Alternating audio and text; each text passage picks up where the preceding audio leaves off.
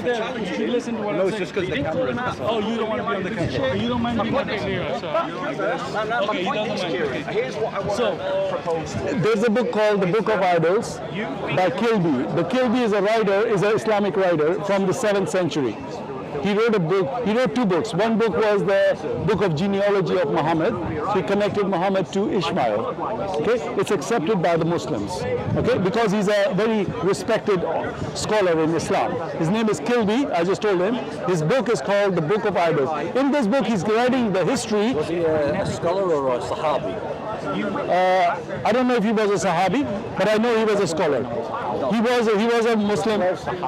Yeah, he probably was. Okay, are you gonna interrupt me, bro? Are you gonna look? We're trying to have a conversation. So can we just have a conversation without you going into side conversation? Yeah, please give me some respect. I'll do the same. Okay, so we don't get into a shouting match. I don't want that. Okay, now the point I'm making is this: the guy who wrote this book gave the history of idol worship in that area, where in Arabia. He was writing the history of it. It's nothing to do with he didn't have an agenda. He's just writing history. Okay? In this book he writes, and you can look this up. You can go and find Hubal in the Book of Idols, and you will see the reference and you will see the story that I'm going to tell you right now, what he said. In the book he says, Hubal was the lord of Kaaba, okay, and was the lord of Quraysh, because Quraysh were in charge of Kaaba. Okay, Hubal is the moon god of Arabia. That's his Yemeni name. From there it came Hubal, and from the other side, from the Babylonian side, it's called Sin. So these are the names of the same god, moon god. But could it not mean more than one thing? Sin or seen? Yeah, seen. Something sin. And just another thing as well, like when you give me an explanation, let me finish. I'm giving you two. No. You said it could mean something else. I'm giving you. I like how you use the word fade, like it makes it. Oh, you wanna go in the shade? I want to wander a bit, to be honest. I can't stand. Oh, you don't stay still. Oh, come on, we gotta go in the shade a little bit. It's too hot. Come over here. Let's go in the shade. Okay, we're gonna go to the shade. Okay, my friend. Yes. So let's talk a little bit about this, because I want to make sure that we're not just miscoding stuff and making something that it isn't. Yeah. What I'm trying to prove to you is, because I asked you, my question was, why do you have the moon on the crescent moon on top of your mosque, like in Baitul Haram? Baitul, what do you call that? In the Kaaba, the mosque in Kaaba, what is it called? Kaaba. Yeah. Haram. Baitul Haram, yeah, Masjid al-Haram. So on the Masjid al-Haram, you have the crescent moon, right? Yes. Yes. And my thing is because we follow the lunar calendar. That's my interpretation. That's your interpretation. Exactly. Yes, you're right. That was your interpretation. And in response, I said, lunar calendar has been followed previous to Islam, by Jews. They followed lunar calendar, Chinese, Indians, all over the ancient world. Everybody followed the moon calendar because that was the calendar that everybody had. So it's nothing to do, because if you're going to take something just because you have a lunar calendar, you're going to put that symbol, because here's the thing, symbols have meaning, right? Symbols do have meaning. Yeah. Okay, if you put a swastika on your hand, like a tattoo, also, and you look like this, yeah, it would symbolize something, right? Can I just say one more thing? Yeah. Also, symbols can change their meaning. For example, the swastika was a South Asian symbol, right? And that meant peace and love, right? Yeah. And then it became a Nazi symbol. All right, great. It became a Nazi symbol. It was hijacked. Yeah, that symbol was hijacked by the Nazis. You would say that, right? You would agree to that. 100%. Okay. Because it was hijacked, you wouldn't want to put it on your arm, would you? No, but that could happen in reverse. For example, it could be a bad symbol. Yeah. Just like, for example, worshipping a moon. Yeah. And then it can become a good symbol, like worshipping one god. So it can be in reverse as well. It can be from a good to bad or from bad to good. Very good. That's a very smart man. You're smart. Thanks. Really, that's a very smart point. This is the first time a Muslim has made that point. This is really interesting. Man, this guy's scored one. Got one. Are you going to post this? Of course. Yeah, please show me. Of course, yeah, I'll send you the link. Okay. I said, see, Mama, I'm a good Muslim after all. There you go. Now, but he doesn't know he's talking to Uncle Sam. Yeah. All right, Now, Uncle Sam, tell me. here's the problem, my friend, that you just kind of missed because you were very smart. You came back with a very good response. Now, let's say you're right. Yeah. Okay?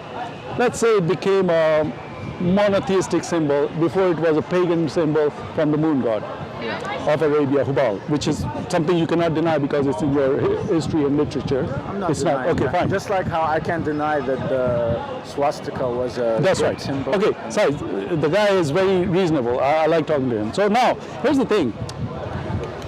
In order for it to become a good symbol, somebody has to designate it as a good symbol. Okay. For example, either Muhammad or the Quran, that means Allah, or Muhammad means Hadith. So yeah. Right. All right. Now, can you please give me something where Muhammad or Allah has designated the moon as a symbol of Islam, as a positive symbol of Islam?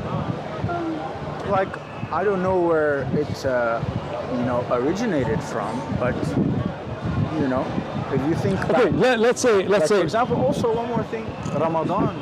That's also like, if you're talking. That's a very about good point. The lunar, You haven't obviously haven't watched my videos previous to this, so I'm going to repeat myself. Yeah. Ramadan, the origin of Ramadan is pagan, because the people who worshipped Baal, they used to have 1 month of fasting, which started with the crescent moon and ended with the crescent moon after 30 days, and then they did a sacrifice, shaved their heads for the honor of Baal, yes. and they called it what?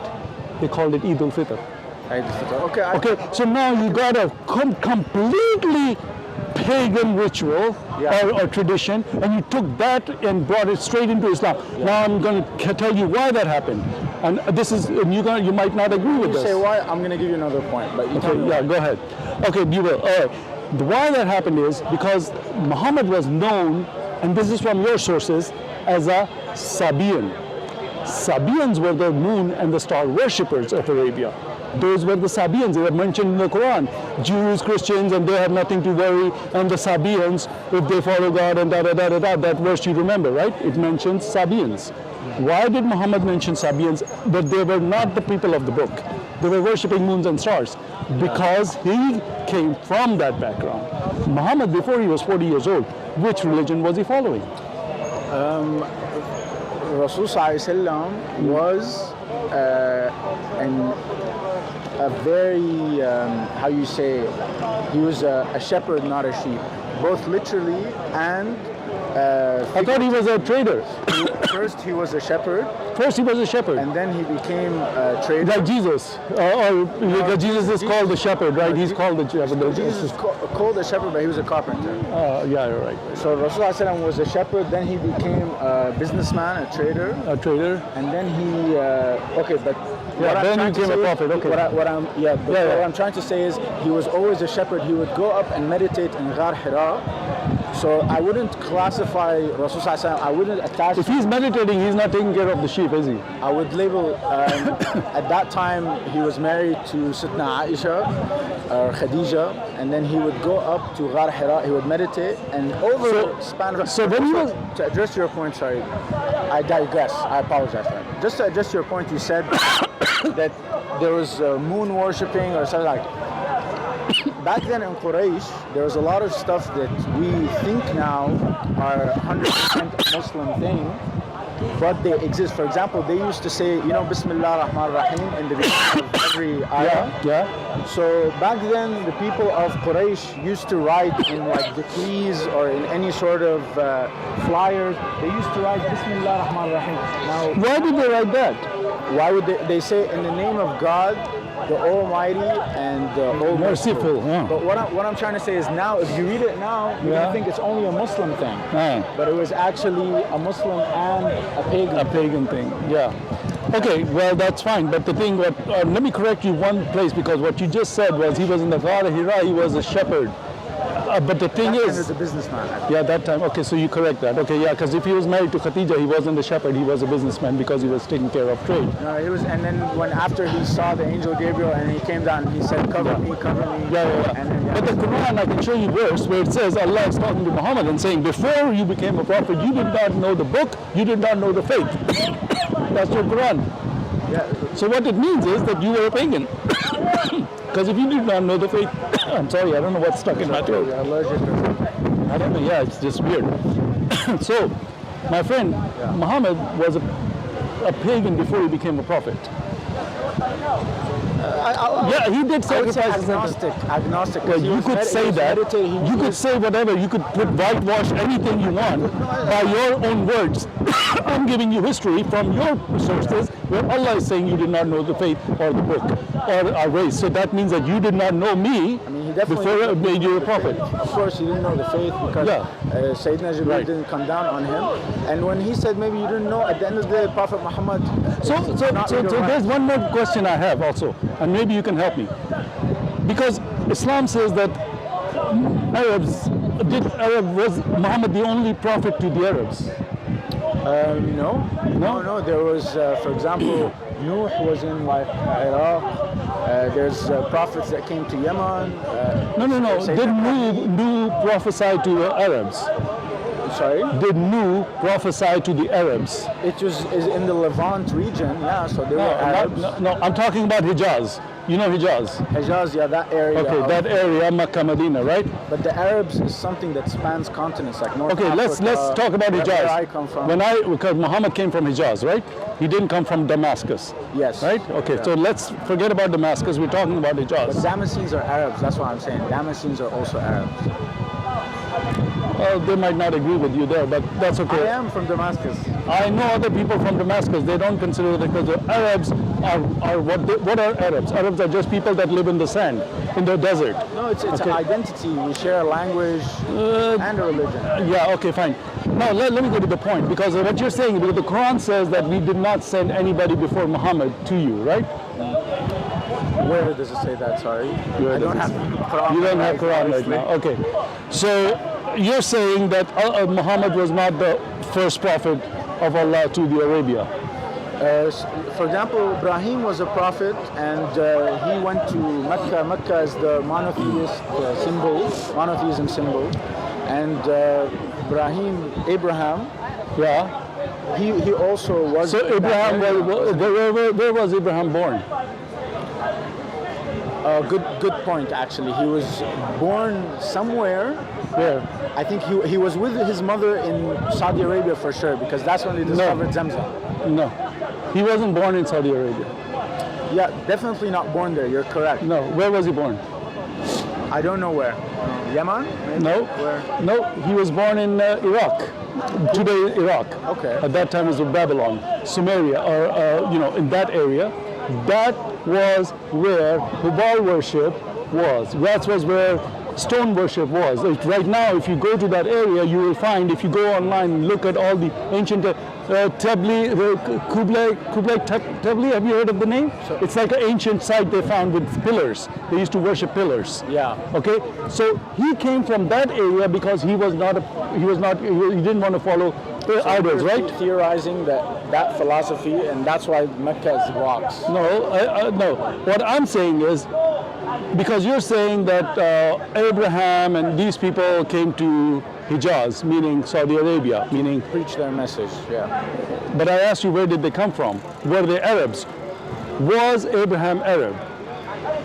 Now he would be classified as Arab. I'm guessing back then there was Sumerians before in that area. What was his ethnicity? His ethnicity was Bilad al-Sham. He was Shami, No, he wasn't from Sham. He's from Iraq. Yeah. That is called Bilad al-Sham, what is now encompassing Okay, Iraq, that is Jordan, different. That is now it's called that. Back then it wasn't called that. He was a Hebrew. A Hebrew, they would say. Okay, Hebrew are Israelites. Okay. Okay, so he is a Hebrew. From there he comes, and God takes him where? Where did he settle? Where did God tell him to settle down? Yes, where? Where did he go? What was his land? What was the land that God gave to Abraham and his children? I don't really know the full story. I know that. I know you don't, because it's not in your Quran. No, it's in the Bible. He settled in what today is Israel. He settled in what? But what about Mecca? Because Prophet Abraham, he basically preserved that structure, right? And he was. Who built the structure? I don't know particularly who built the structure, but I know it's always been.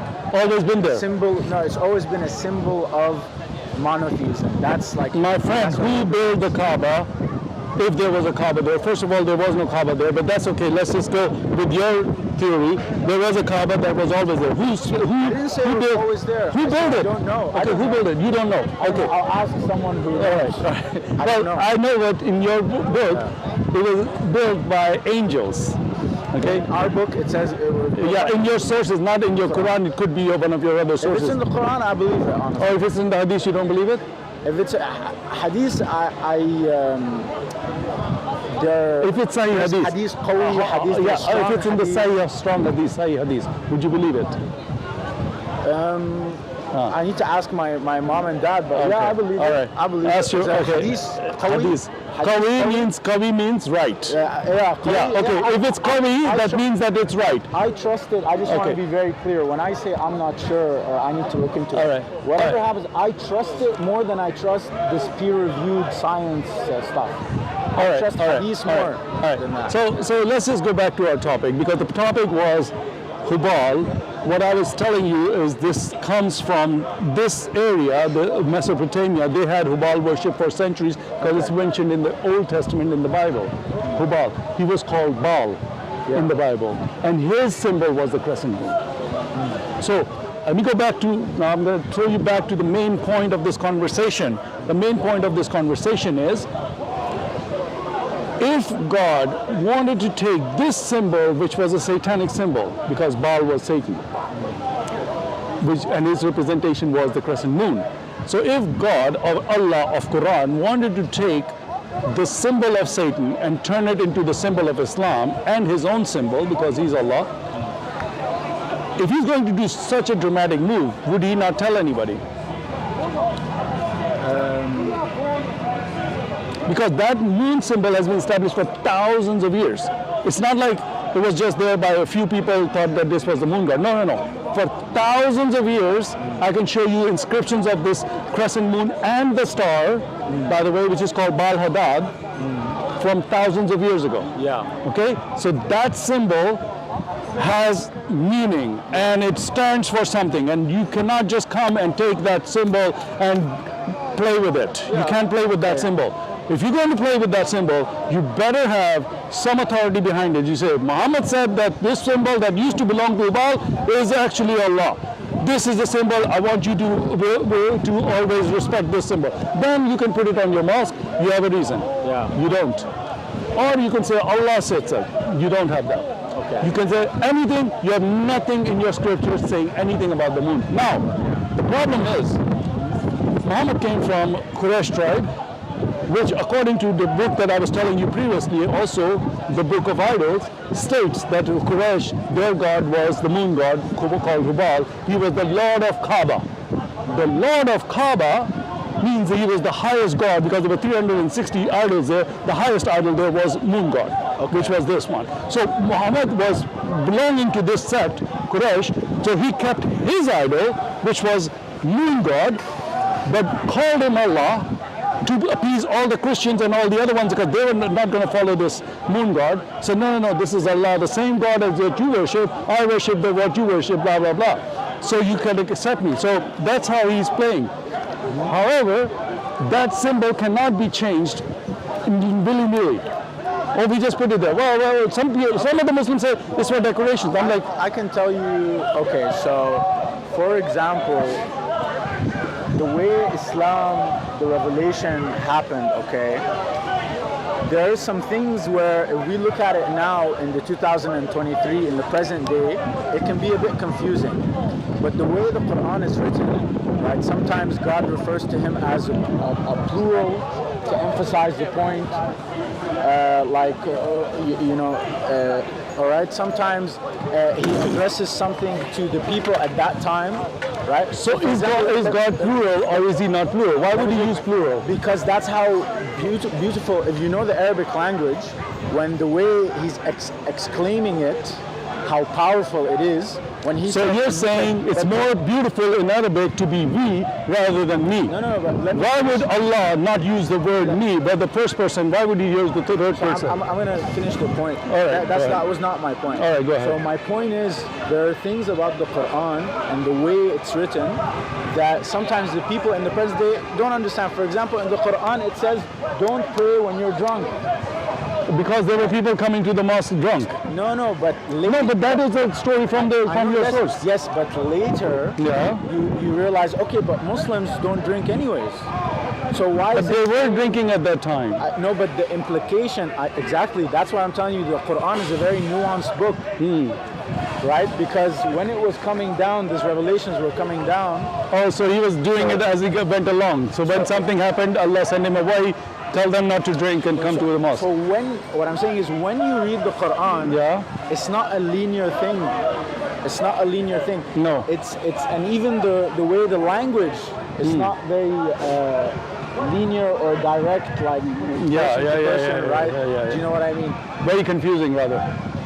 You can. It's supposed to be a plain book, isn't it? The Quran says it's a very plain book.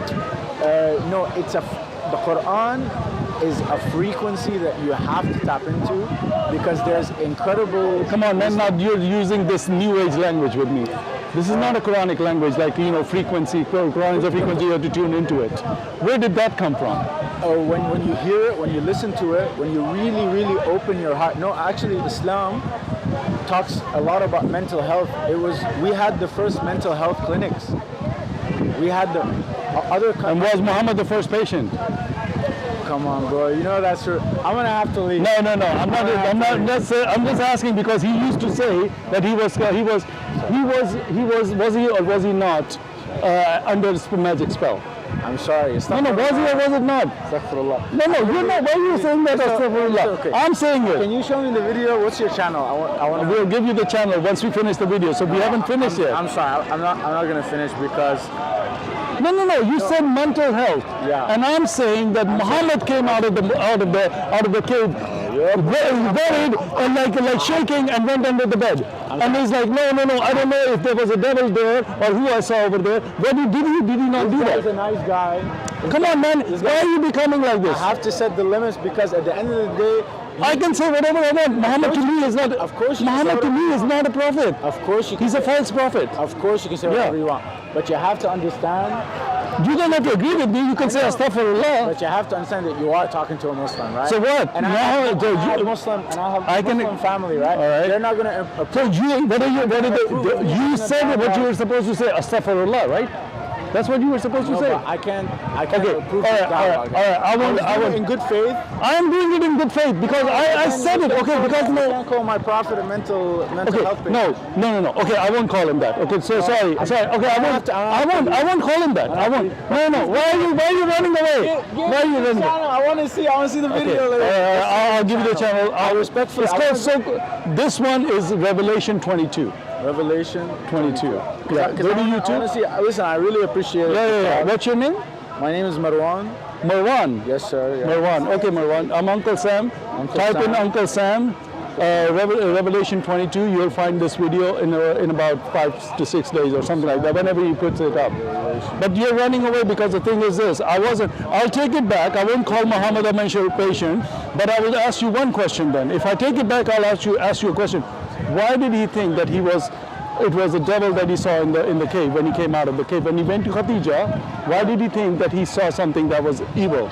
Yeah. If it was an angel he saw, because here's the problem, because Jibreel, whenever he comes to anybody like Mary or somebody else, he would tell them, peace of the Lord, I'm not going to harm you, so calm down. So that person does not get scared. So that's what the first thing he does with everybody, but not with Muhammad. He didn't do that. Instead, he squeezed him. Scared the hell out of him for 3 times. He almost died with the squeezing. So I'm saying this Jibreel is not the Jibreel that's before. Muhammad comes out of the cave and he is like in a suicidal phase. He has been suicidal several times, and this was one of the times that he didn't know what to do with himself. because he was like, this is satanic. No, I'm not saying that. Why are you saying no to your own scripture? I'm not making this up. Okay, I'm sorry I said it. Prophet Muhammad was suicidal, bro. No, he was about to kill himself. Yeah, he was suicidal. In a few places he did. He didn't know what to do with A himself. real man never thinks of killing himself. Prophet Muhammad is the realest man that ever lived. All right, I will put the verses in the video where he was suicidal, so you will know that he doesn't know that, but he was suicidal. But that is what the problem is. I'll comment my rebuttal about the. You can come next week and we'll have another rebuttal, okay? Yeah, why not? And I won't call him anything like that again. All right. Nice to meet you, Marwan, right? Yeah. All right, Marwan. Good to see you. Take care. All right. This is Marwan. He was trying to defend his prophet, just like all the Muslims do.